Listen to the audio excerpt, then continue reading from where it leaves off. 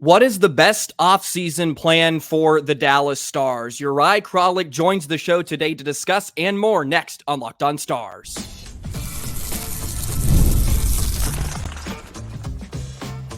You're Locked On Stars, your daily podcast on the Dallas Stars, part of the Locked On Podcast Network, your team every day.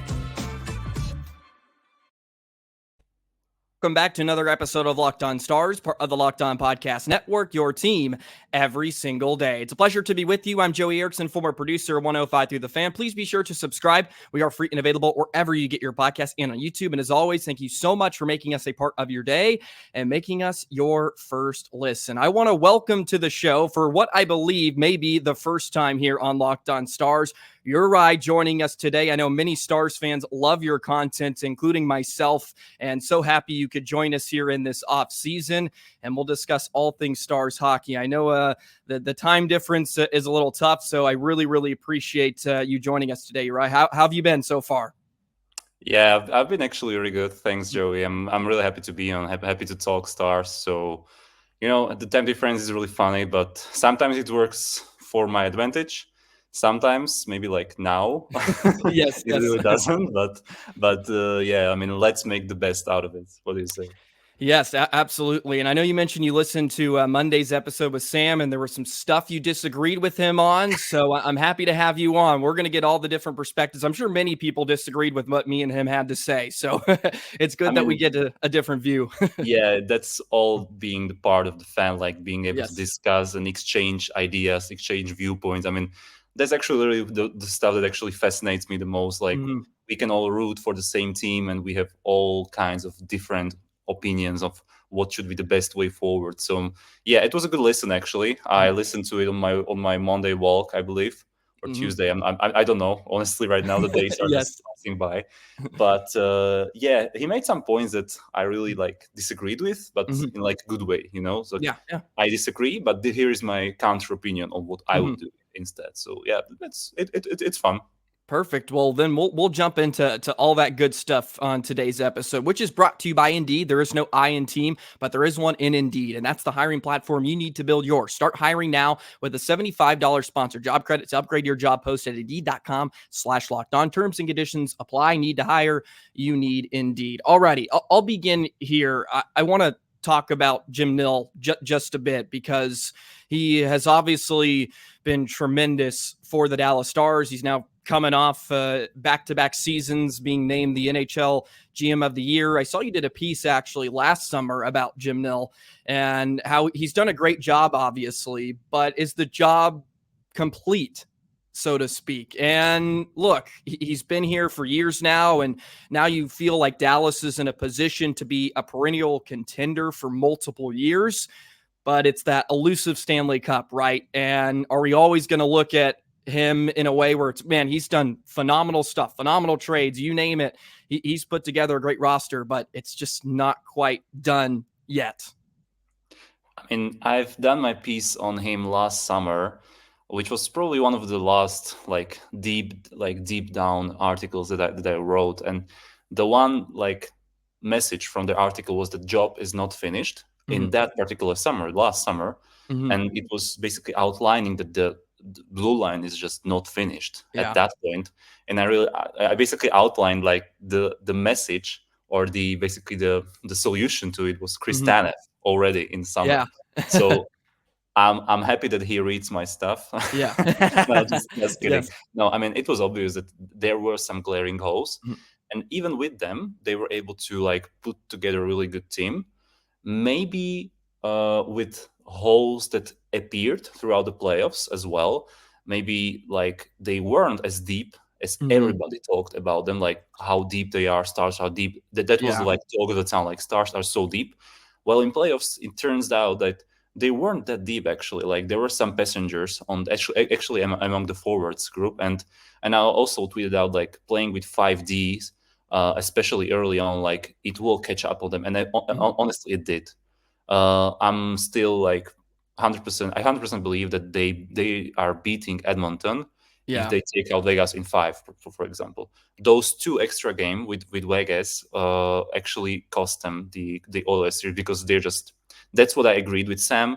They just ran out of gas. Like, honestly, it was visible. And that's also like, what can you do, right? They basically played with their own luck. They were the best seed in West, and they still got Vegas. They still got colored. And no disrespect to with what Edmonton had to face, like LA and Vancouver are no slouches either, but it's really like a step below what Dallas had to face, and it just caught up with them. And playing with 5D, Yeah. I still believe that there is a way to make this team better, and I think Jim Nill believes that too. Honestly, for the last 3-4 years, I cannot put my finger on a bad move he's made.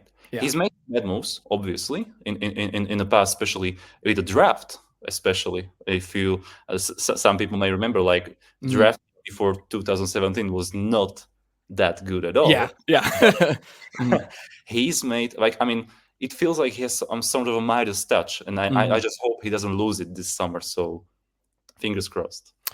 And we talk about that blue line as well. And not only were the Stars using 5 defensemen at the beginning of the Stanley Cup playoffs, we're talking about a month prior to the postseason, leading up into the Stanley Cup playoff, trying to get the 1 seed. And they really rode Otter and some others pretty hard to win the Western Conference and get home ice advantage. And in particular, it's frustrating when they drop the first game of every series, and they have now done that with Pete DeBoer at the helm. They're 0-6 in game ones, which is certainly not part of the plan. But you mentioned as well, and I talked about it at nauseum during the series against Colorado, especially when they went up 3-1.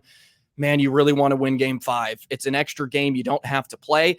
And really an extra 2 games, you could say, with having to go to double OT and all the emotions and physicality and emotional fatigue that you have to deal with in those series. And that all catches up to you at the end of the day. And it certainly happened against Edmonton. But to bring it back to the blue line, if you talk about one move that you could critique Jim Nill about, it would be Nils Lundkvist possibly, and giving up a first round pick for him. And I know he's not under contract right now. Is there a way for Lundkvist to find himself some footing as an everyday player in the NHL? Or are you kind of out on that? Are we out on Niels? Because I said it on Monday. I feel like I was trying to convince myself he was ready, and you could tell he just wasn't. Is his time in Dallas coming to an end, or do you think it maybe still is just the beginning because he still is young and he has some potential, maybe not as a top 4 defenseman, but as a guy on that third pairing that could provide you some good minutes?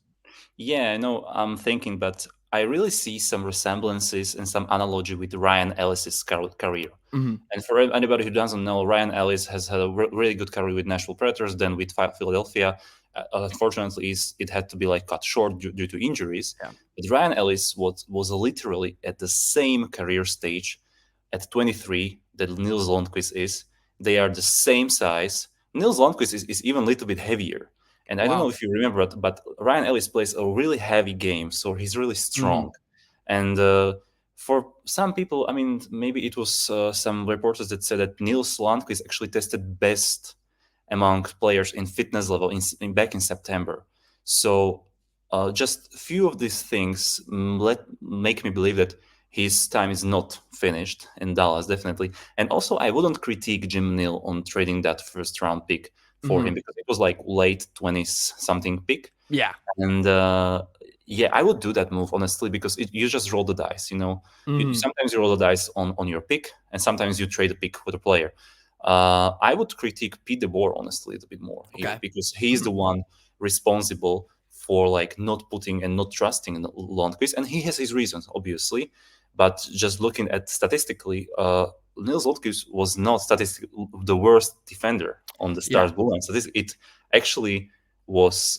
I mean, it was Ryan Suter. He was a little bit worse, like when you look at SGs and all those fancy stuff, like, right? So there is a little bit of, I would say, this balance of maybe thinking between what Nill wants and what DeBoer wants, because DeBoer is an NHL coach, and we all know how NHL coaches are thinking. Like, they want to win the next game, they want to win the next battle, and for some reason, the trust in his mind or in his brain with Nils Lundkvist is a little bit broken. And that's Mhm. why he always goes to the safe option. The safe option was just not to play him, and then the safe option was Alex Petrovic.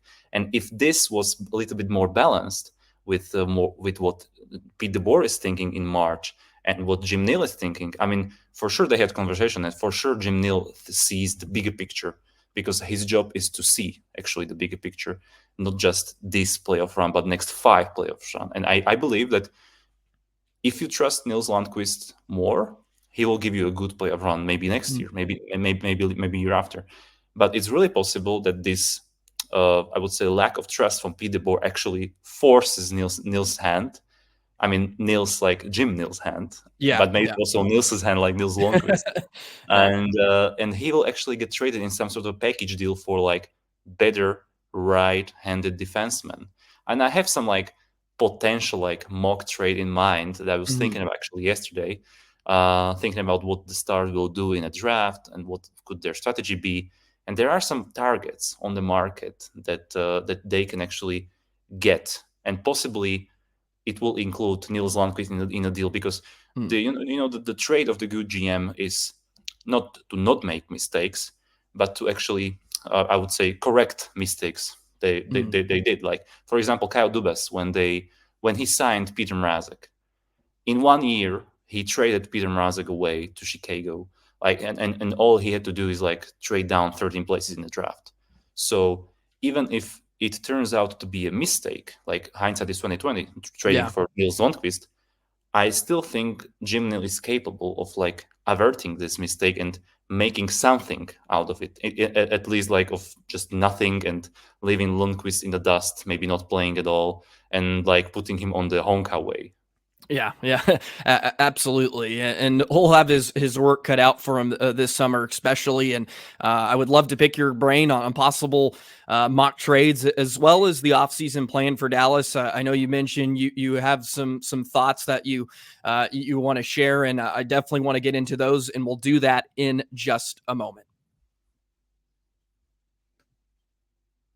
Today's episode of Locked On Stars is brought to you by Indeed. There is no I in team, but there is one in Indeed, and that's the hiring platform you need to build yours. When you're hiring, you need Indeed. Indeed is a hiring platform where you can attract, interview, and hire all in one place instead of spending hours on multiple job sites searching for candidates with the right skills. Indeed's a powerful hiring platform that can help you do it all. With Instant Match, over 80% of employers get quality candidates whose resume on Indeed matches their job description the moment they sponsor a job, according to Indeed data. Candidates you invite to apply are 3 times more likely to apply to your job than candidates who only see it by search, according to US Indeed data. So go ahead and join the 3 million businesses worldwide that use Indeed to hire great talent fast. Start hiring now with a $75 sponsored job credit to upgrade your job post at Indeed.com/lockedon. Offer good for a limited time. Claim your $75 credit now at Indeed.com/lockedon. Indeed.com/lockedon. Terms and conditions apply. Need to hire? You need Indeed.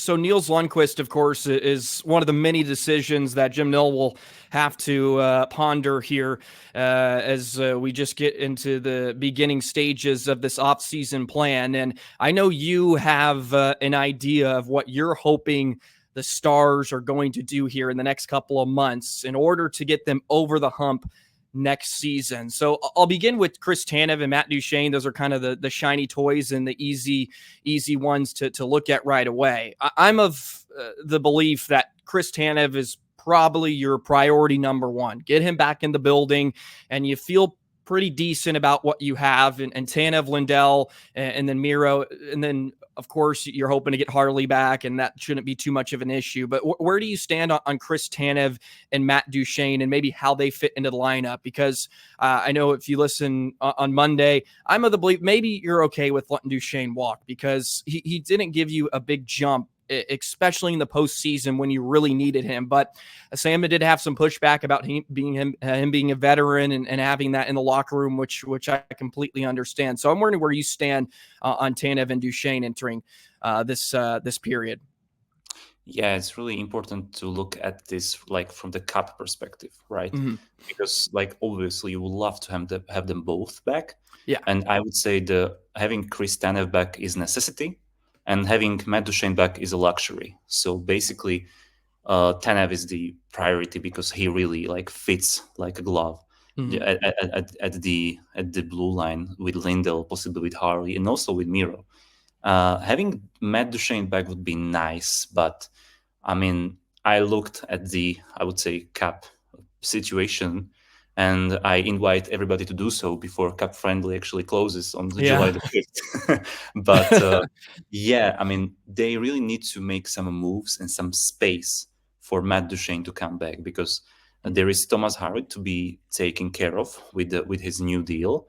And I also have like opinion on that. Like you maybe don't want to just bridge Harley, although it Yeah. might be the best course of action for the next 2 years. But I was thinking maybe something similar what Jason Robertson signed, a 4-year contract, which actually makes him still RFA at the end of it, around maybe $4.5 million AAV. So it's like kind of like a middle way. So you have him for some time, and you're still not breaking the bank with him because he still didn't prove himself in playoffs. So you can like maybe take a leeway with it.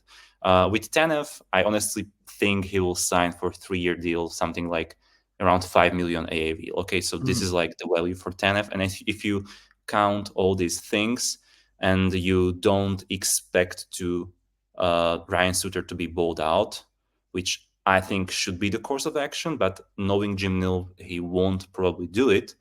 Then I mean, I made a calculation. You are basically at zero cap space. So right now you're thinking you have to trade somebody away, like from the core guys. And I'm counting with Marvik Borg making the jump.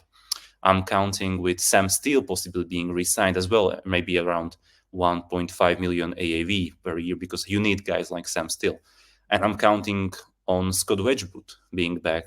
Just only, I don't have any inside information, just only hearing from Jake Ottinger, who really wants him back as a backup. So I would say, because Jake Ottinger will be also in his contract year, they want to have as much of an advantage negotiating with Jake, having Scott Wedgwood back. So this, when you count all this, you basically around maybe at zero, maybe few tens of thousands dollars of cap space. So right now, what do? You don't have Matt Duchene, but you do have some, I would say, maybe overpriced contracts. Radek Faksa, obviously, is the first target.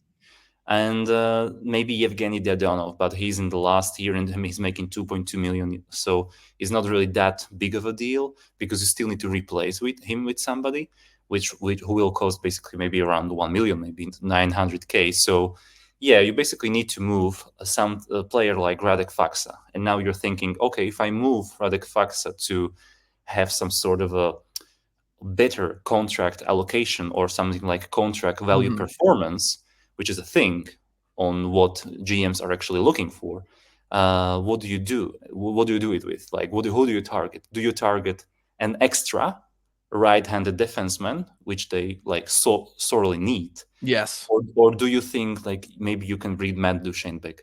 And honestly, like 10 times out of 10, I'm targeting the next RHD right now. It's because they have Miro playing on the right side, which is also not ideal.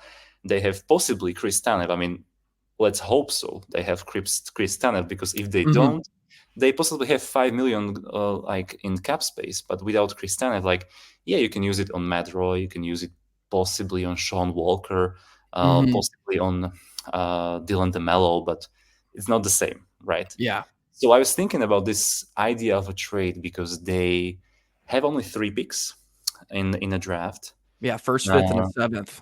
Yeah, exactly. So I really expect Jim Nill to trade down. And I was thinking like a combination of these things, and like basically to kill 2 flies with 1 stone. I don't know if you use this expression in America as well. 2 birds with 1 stone, actually. I don't know. Correct. Yeah. Perfect. That's funny. we use it with the flies. So that's just funny quirk on this from Slovakia. But yeah, you want to get rid of Radek Faksa, right? You have your first round pick, which will be in late 20s, 29, right? And there are teams that have possibly some right-handed Ds that could be available. I'm thinking about a guy like Radko Gudas from Anaheim. Because when you can get Radko Gudas, who is contract for 2 more years at 4 million per, when you get something retained on Radko Gudas, and when you pay first round pick, and don't get mad, Stars fans, I'm not paying first round pick for Radko Gudas yet. Mhm. I'm attaching Radek Faksa to the first round pick. And I'm also taking the second and the third from Anaheim back. So basically, I'm trading down a little bit. I'm exchanging Faksa for Gudas. And possibly, if this doesn't get a deal done, I pull the trigger and I put Nils Lundkvist on top of the deal. Okay. So basically, I Okay. have a trade in mind that you solve two issues with one trade. You exchange Faksa for Gudas and you upgrade Lundkvist to Gudas as well. That means you have this rugged RHD on the right side, and you trade down as well, so you get 2 picks instead of 1. So this was kind of this trade idea I was playing with, and I honestly quite like it. Like maybe I will get burned down in the comment section, but I honestly think they are trading away Radek Faksa, and I honestly think they don't just bring Chris Tanev back; they will target the second right-handed D, so that possibly they can free Miro up and play on the left side so as well. Yeah, no, I mean, my immediate thought to the proposition is really intriguing. I think many Stars fans would co-sign that, to get another right-handed defenseman in the building. The other thing I like about Gudas, as you mentioned, he's a rugged defenseman. He plays really, really tough. He's physical. He has some size, and I think that's something Dallas really, really needs to improve heading into next year, especially on the back end, because they may have had all this depth up front in their first 4 lines, but as you went down the depth chart on defense, it wasn't as pretty as you would have liked. And yeah, you get rid of Faksa too. And look, I love Faksa. He's a great player, but at the end of the day, he's more of your role player. He just wins draws. He's good on the PK. You can replace somebody like Radek Faksa. And if you're able to bring back Steele, Delandria as well, you have to feel pretty good about your replacement in him. And then, yeah, if you have to ship off Nils Lundkvist for that, I think you're leaving yourself in a much better spot heading into next year, with the idea that you're bringing Chris Tanev back too. And yeah, they need to find a way they can get Miro off on his strong side, and Harley, man, that could open up a lot. And I know they really fell in love with having Miro and Harley play together. It was fun, but I don't think that's the highest ceiling that the Stars decor can really be at. And if you're able to get them both on their strong sides, I think it's going to open up a lot of possibilities for the Stars on the back end. Let's move into the 4 group a bit. And I saw you threw this out on Twitter the other day, and I asked Sam who was maybe his golden child, a free agent, and I saw that you put it out there, but the possibility of having Steven Stamkos in, which I think would be really, really cool, probably a really nice fit. And he's like Gudas, he's 34 years old, and you have to think there's a lot still left in his game. I know he's dealt with some pretty major injuries over his career, but he's overcome them. And yeah, that's an intriguing fit. Is that more just you're kind of like whatever, just throwing it out there, or do you think that really is a possibility? Because I know a lot of Tampa Bay fans are going to want to keep him around. Yeah, honestly, I'll just throw it out there because it's fun. Because for that to happen, you need to buy out Ryan Suter. You need to trade away Radek Faksa, and yeah, you can bring Chris Tanev back, because when I do these like projections, I always do with some sort of a like, these things are set in stone. Like bringing Chris Tanev back is like absolute necessity. Assumption, because I expect them to do it. And honestly, having Steven Stamkos having Steven Stamkos like sign in Dallas, yeah, that's not gonna happen. Like it's like 1% chance, because he's just too costly for them. It's not like the last year when Matt Duchene was like bought out and he was signed at 3 million, which you can sign a player at 3 million for sure, but Steven Stamkos is gonna cost like a whole lot more. Like I expect around from starting at 6 million, maybe even more.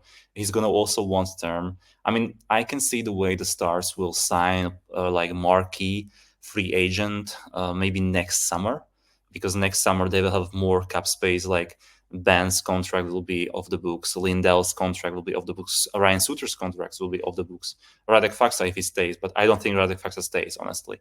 So next year they could have like a marquee player signing. This year I'm thinking it's gonna be more like the year 2021 where they just re-signed the RFAs and UFAs and that's done. Like I don't Yeah. expect them to sign like big name because honestly there's just no space for it. So yeah, that was just wishful thinking from my side because it's gonna be it would be fun to have him on that first power play because I think that's one thing they're missing, like that killer Tyler Seguin shot from the right dot, Mm-hmm. because that's what like having more some sort of a like more weapons just and like you have weapons on the right dot, you have weapons on the blue line, you have weapons in front of the net. You lose Joe Pavelski, which if you ask me is not that big kind of a loss play wise as it is probably locker room wise, and that was the one thing that I disagreed with Sam.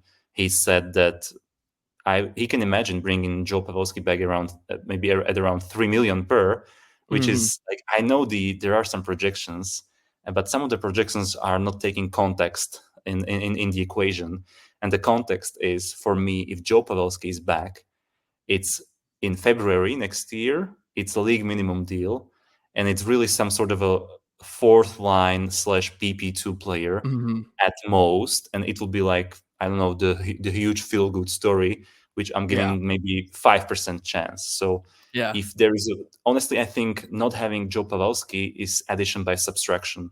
I don't want to say harsh, but he was really not the same player that he was maybe 2 years ago. And I know he scored 67 points in the regular season. I know all that, and it's still kind of funny. But his overall impact on the game, we could see it in the playoffs that their play with Hintz and Robertson, the line was just not the same because the Yeah. line didn't have the three drivers it used to have 2 3 years ago. It just had Hintz and Robertson, and you could see that if you put Johnston on on the line with them, they were magic. If you put Sagan even on the line, they were magic. Mm-hmm. Honestly, once Joe Pavelski was there, he was the one dragging them down. So I love Joe. I'm really pissed still from that fact that they Yeah. didn't win for him. But yeah, I'm ready for like the next wave of guys like Maverick Borg and possibly maybe somebody else to replace him. Yeah, that trio was just a step behind for the majority of the year. The first month and a half, they had a decent run, but by the time they got into the dog days, it wasn't the best line in hockey like they really were Yeah, for I a mean, year or two. yeah, They but were extremely good. it's father's time. I mean, the one thing I'm Yeah. afraid that it's gonna happen to Ryan Suter next season if Hmm. they don't protect Yeah. themselves and don't buy him out, like be more proactive in this. I know probably they won't, and I'm like more sure they won't than I was last year. So, and that's a big thing. Mhm. So I think they're keeping him. The plan is to keep him, but I'm just wondering and I'm worrying a little bit if this sort of thing doesn't happen with Ryan Suter because we've seen the same patterns in Western Conference Final last year with Vegas, this year with Edmonton. He was always where the play was bad or something like Mhm. wrong was happening. He was really in not a bad space because honestly, the intensity once it goes up in those final four Mhm. types of games, he's just not a viable option anymore. So Yeah. that's what I'm afraid. And he really costs a lot. And I don't want to make this all about money, but honestly, it really is right now in NHL 24-25 season. It's all about money, honestly. Mhm. With a flat cap that was with 5 years, we always have to look at the players on what they cost and what their value is for the team. And this is what I'm really probably one of the biggest things that I'm not agreeing with Mr. Neil over there. Yeah, and Ryan Suter obviously has been a polarizing figure in his time in Dallas. The nice thing for Suter, I think, in the Stars as well, is they were finally able to throw him on the third pair and not him playing with Miro, so you could get some more favorable matchups. And you can definitely argue that Suter was great in the first two rounds against Colorado and Vegas, and he was really good in the first two rounds for the most part against Seattle and in Minnesota, a few years ago. But you're talking about when they were rolling 5 defensemen, as we alluded to earlier, those minutes and the physical toll begins to wear. And Yeah. then when you really needed him to step up against Edmonton, when you really needed it, it just wasn't there. And he was making costly mistakes, and it came back to haunt you. You bring up the power play just a bit ago, and I'm curious from your perspective, would love to get your thoughts on it. Are they missing that killer? Is that the issue, especially against Edmonton? What was it, personnel? That was the issue? Was it strategy? Was it Pete DeBoer not making adjustments? What was the big issue against Edmonton where it just went completely dry? Because for me, it was, man, they had one option, and it was Miro at the top of the blue line, give it over to Robo and just hope you get a shot through. There wasn't a whole lot of game plan there, it felt like. Yeah, if I had an answer on this, I'm honestly like using Indeed, like from your commercial, and I'm applying for the Yes. job. So I don't. I'm not gonna pretend I have the answer for Yeah. that, because like sometimes you are like momentum is real in hockey, and sometimes you have that momentum. You feel like you can do. You know that you can slice that pass and it will go to the player that you want to. Sometimes you know that once you are shooting lane, you know that you are hitting target 10 out of 10, and sometimes you don't. And maybe sometimes it's the matter of like mental imbalance, or like just fatigue rolls over, and you grip your stick too tight. And sometimes it's really just mental things, Yeah. as opposed to X and O's, because I know there is a huge crowd like lurking and barking on Steve's spot. And they may have a point, and they may not as well, because honestly, I think they were trying too hard sometimes. When you try too hard, it just doesn't go your way. They were possibly mentally and physically fatigued as well, and they didn't have that, like as you mentioned, they didn't have that one thing to rely on, like when this doesn't work, let's just put this guy there and he will take care of it. I mean, I sort of thought they had it in a game 3 when Jason Robertson scored a hat trick, and I was almost sure, Joey, that they are making Stanley Cup final. Like Yeah. I was looking at the flight ticket to Dallas. Yes. So like maybe I jinxed them, so I shouldn't probably said that, but but yeah, I was sure that this is the moment. Like Jason Robertson has found the way to score important goals. Now I don't see a way how they can be stopped. I was wrong, as I usually am in these things, and I honestly don't think they're beating Florida either in the finals. Looking at things right now, but yeah, I mean, for me it was just a combination of things, and I would really not underestimate the mental side of the things as well. Yeah, I think the confidence was lacking for sure, especially on the power play. It did more to erode their confidence than build it. And sometimes the power play is a great tool when you're really struggling at 5-on-5, even though they didn't struggle that much against Edmonton. But when you are not scoring at the will that you would hope, the power play can, of course, help you out in some degree, and it just did not help them, unfortunately, in that series. I think Wyatt Johnston may be making the jump up to that top line. Then he gives you an option on that left side, and Robo's not the best. He's not a one-time guy. He's kind of like Jamie Benn in that aspect. He's not going to just sit there and just pummel pucks like Ovechkin does at the top of the left circle. Maybe Johnston can be that guy where you can feed him on the left, and then it gives you 2 flank options that are pretty high quality. Yeah, I wouldn't count out on or like Robertson not being the one-timer guy, because the guys, like, they evolve from year on year. Like maybe 5 years ago you wouldn't say Tyler Seguin was just score just these gritty goals, and they know how to evolve. I probably I don't know this for sure, but I can imagine Jason Robertson right now just practicing one-timers and one-timers and one-timers. So let's not count this out as a possibility for sure. But yeah, I mean, when you compare, like, I still to this day think the Dallas is a better team than Edmonton, and I'm not a sore loser. Like, it's just they have McDavid, they had Draisaitl, they had Bouchard, and the Stars. Like, I remember me like saying this maybe to my friends, or maybe tweeting possibly, like, I think the Stars are going as far as Rope Hintz is taking them in playoffs, because he was injured, if you remember, in game 1 of the season. And I was like, just let him heal, let him rest, because we know he's vulnerable. But they are going as far as he's taking them, and you could see that Hintz was not at his best, and he was bested by McDavid, which I know McDavid is the best player in the world, but I expect Roope Hintz to put up a fight and at least negate some effects that McDavid could have, and that didn't happen. It's honestly just this. Like the Stars were the Stars of the Oilers were the best players, and honestly, who was the best player in the series against Edmonton for Dallas? Like, I honestly don't know. Maybe Wyatt Johnston, but Jamie Benn, I would even Jamie throw Benn, in there. like, I thought he yeah, was really, that's and that's not a knock against him, but that's not necessarily a great thing exactly. if he was your best player. And you mentioned that game 3 and feeling so high on Dallas, and that was really the only game Robertson and Hintz had an impact in, unfortunately. So I won't knock you on looking at flights to Dallas, because you think about a postseason and it.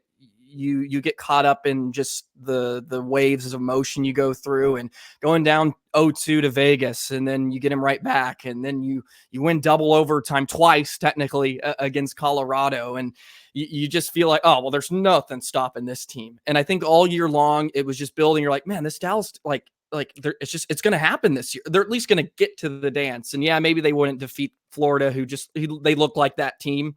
And we'll see if Edmonton can get back in that series. Yeah, but I think it was Tyler Seguin who said that. I don't know why is that, but you have to lose before you win in this sport or in this league. So let's just hope they are on the way. Honestly, not to toot my horn or anything, but when I was on podcast with Ryan Chambers, maybe 2 or 3 years ago, and he asked me what year the Stars are winning the Stanley Cup, I genuinely said 2025, like maybe 2 or 3 years ago. So they are still on track. So I still, and honestly, if they do it next year, I'm gonna like, you better, yeah. I'm gonna be so pumped, and I'm gonna be so smug about it. Like, I will post the video on my feed, but I don't want to jinx them or anything. So I still think they had it.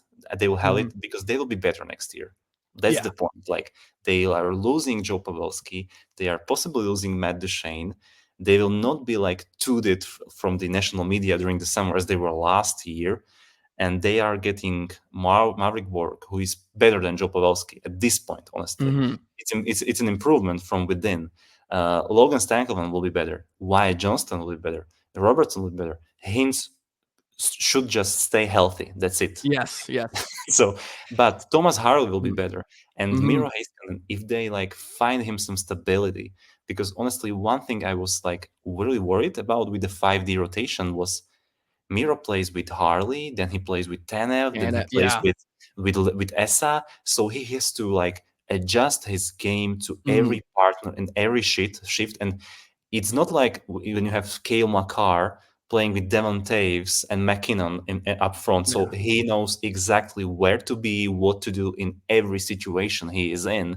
So he's just really put in a position to succeed, which Miro is basically the exact opposite of it. So Miro is in a position to save them, but he's not really in a position to succeed. And that's maybe something that's holding them back as well. So that's why I also proposed get another right-handed D, get Miro on his strong side, or at least let him play with Harley full time, so he doesn't need to like save Ryan Suter sometimes or play with Esalindo. Also, nothing against Esalindo. Honestly, I think that he was their like least talked about MVP in that playoff, right? And honestly, I'm happy for him. And pairing Lindell with Heiskanen could also be the answer. So I'm not thinking like it's not a bad thing for him to be paired with Lindell. So just get Miro some stability as well, so that he can actually have some things automated instead of like improvised. Yeah. Stability would certainly be nice, and you can make the case he didn't have a stable partner for a lot of the year. They were trying to jumbling around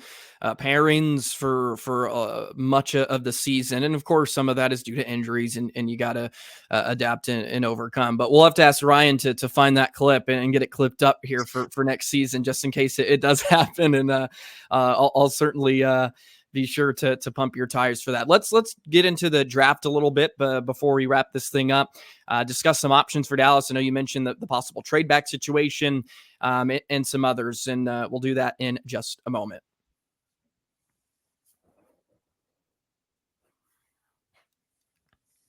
So the 2024 NHL draft will be concurring here in just a couple of weeks. And you're right. I know you mentioned about Jim Nill possibly moving back to get some more assets. And as we touched on earlier, just a first round pick, a fifth and a seventh, and they're slotted to pick 29th right now. If they did stay in and hold that pick, is there a particular player or prospect you're really looking at for them? I know they need a lot of help on the back end, of course. Right shot defenseman, who would have thought that they need, and they could probably use some wingers as well. I'll pump up this Locked On NHL mock draft just to take a peek at what possible options they would have. And I went ahead and made the selection for them. I stayed with Camp Loops Blazers. I felt like that was a a perfect connection, and I went with right-handed defenseman Harrison Bernicki. I know many scouts don't think he's a first-round talent, but there was some players on the board that were taken before that I think Dallas would probably have better eyes on, including Charlie Ehrlich and some others. So would love to hear your thoughts on potential prospects that maybe you're in love with, that you think Dallas would be keen on. Yeah, I mean, just to clarify, like, I'm for trading down if it means getting a roster player back. Okay. So I'm not really for trading down that much. It's just a thing that I think Jim Nill will consider, probably, Yes. given he only has 3 picks.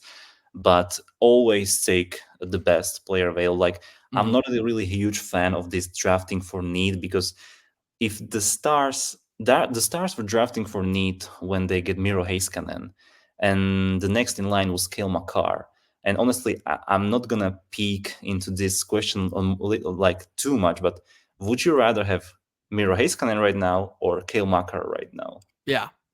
So that's the thing, because they were thin on the left-handed side. They had Steven Jones, John Klingberg, and Julius Honka, and they just thought, okay, we just need this left-handed guy.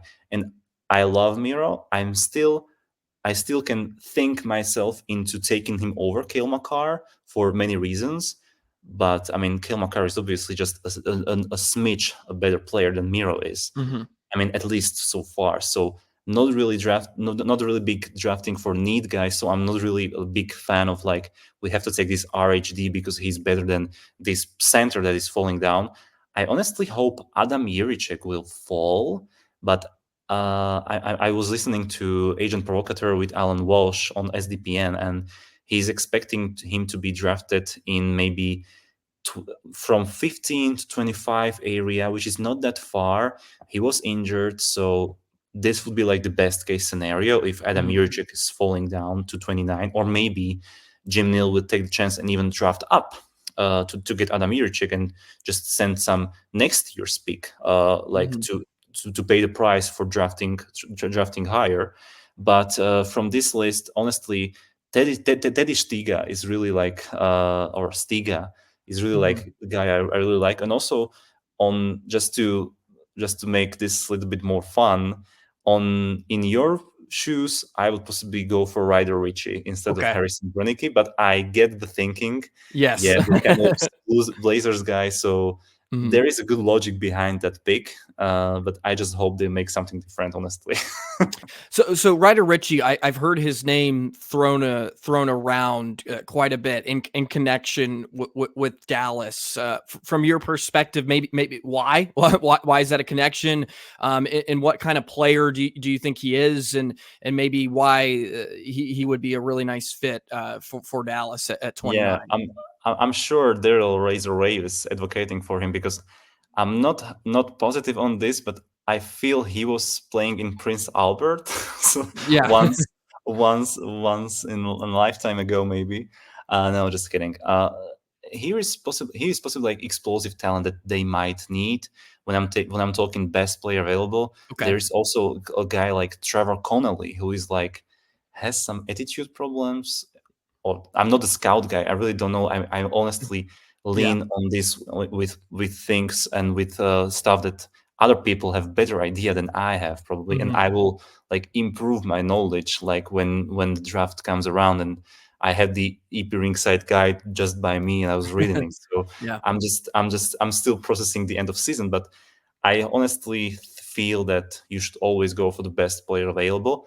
And there is like this, I would say, black ace kind of like player who is supposed to go around 40 something, and his name is Jeremy Poirier. And he has problems with skating, but he's putting up tons of points. He has a great shot.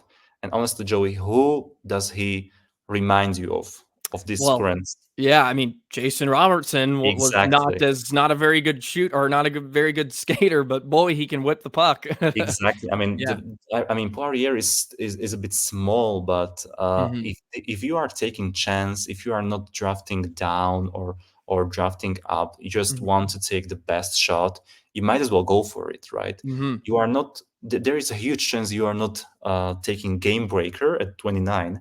Yeah. So if you really have the balls to do it, and that's maybe why I don't do drafts, Yeah, but yeah. You don't have a but job on the line. exactly. So like I'm Mhm. thinking Jeremy Poirier, or possibly if you trade down maybe 5, 6 spaces uh, at around 35, 36, he still could be there. And he has that sort of game breaking ability that almost reminds me of Alex DeBrincat, honestly. Okay. Yeah. So I'm not really high on like other guys. This is my guy. The other Mhm. guy was Stian Stolberg from Norway, and I was honestly sure like he's the type of guy they could draft at 29. But then the worlds happen, and his stock like totally skyrocketed, maybe Yeah. into 12th or 15th space. So yeah, he's not really an option anymore. But he was my guy, and Jeremy Mhm. Poirier is number two.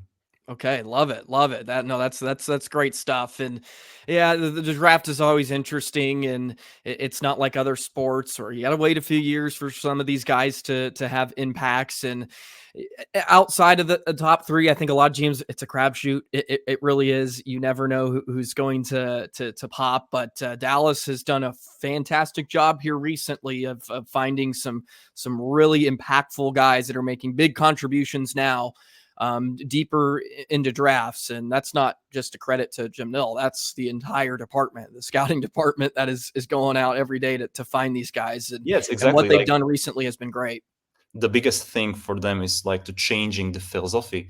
Like they drafted Riley Tufte when Alex DeBrincat was still on board. Mm-hmm. So that's I think that was the year when they Flip. realized, yeah, we maybe effed up here a little bit because they were drafting for size and Mm-hmm. for like skill and like speed, and it didn't really let them anywhere, did it? Right. Mm-hmm. So when they started drafting for hockey IQ, that's why I'm thinking, yeah, this sort of like players like Poirier could be an option for them, like sneaky pick that possibly could like be really interesting, like something like Maverick Borges as well. Like he was drafted around 30, and he was like in some boards he was number 12, and in some boards he was like 60. Mm-hmm. So and he was the good pick, honestly.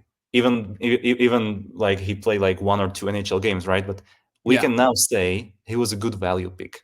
And I'm just thinking, and I'm just hoping they do a good value pick when they are not. They'll just not draft something like Riley Tufte all over again. So, but I don't think they will, honestly.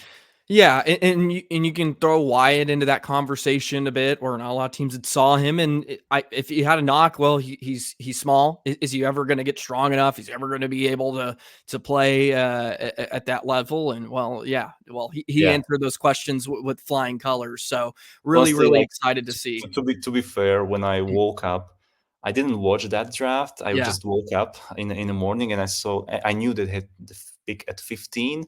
So I was really curious who they're gonna take at 15. And then I was like, okay, honestly, I don't know this guy. Like I was like, Yeah. who is this guy? I had maybe didn't hear this name before. So I was like, Mhm. I'm not sure what they are thinking. But then I knew, for example, I knew Logan Stankoven. Like I knew his name. So then Yeah. was like, okay, okay. The next day, at least they took Logan Stankoven. So I was Mhm. happy with that pick. But honestly, that was probably the best trade Jim Nill had done like in the last 5 years, like trading down and still getting Wyatt Johnston, still getting that extra pick. So like honestly, heads down for that. Well, I can't wait for the next decade of Bork, Stankov, and Johnston playing together. That'll be something. Well, you're right. Thank you so much for joining me today. Great insight, and really enjoyed having you on. I would love to bring you back on here, maybe in a couple weeks, couple months, and maybe to recap the draft a bit. So really appreciate you taking some time. I know it's late over yet, so really thank you. Would love for you to share where people can find your work. I know you write about the Stars every once in a while, so please share where people can find you and all that good stuff. Yeah, I don't want to disappoint many people, but I like I'm honestly focusing more on work, like daily work right now, and on my family. So I had like time in my life when I was able to put down hours, like to write, analyze things about Stars. Right now, it's more like just like funny tweeting and tweeting some stuff. So, but you can still find me on X, on Twitter, like tweeting some obscure facts and obscure opinions. Hey, we love that too. That's completely fine. Yeah. Well, thank you so much once again. Would love to talk to you soon. But wonderful intro here. Debut on Locked On Stars. We really appreciate it. So everybody in the comment section, show him some love. I'll throw his Twitter in the description as well. Be sure to like, comment, subscribe, do all that good stuff. Thank you once again, Juraj. We'll talk to you soon. But for now, Stars fans, we'll see you tomorrow. So long, everybody.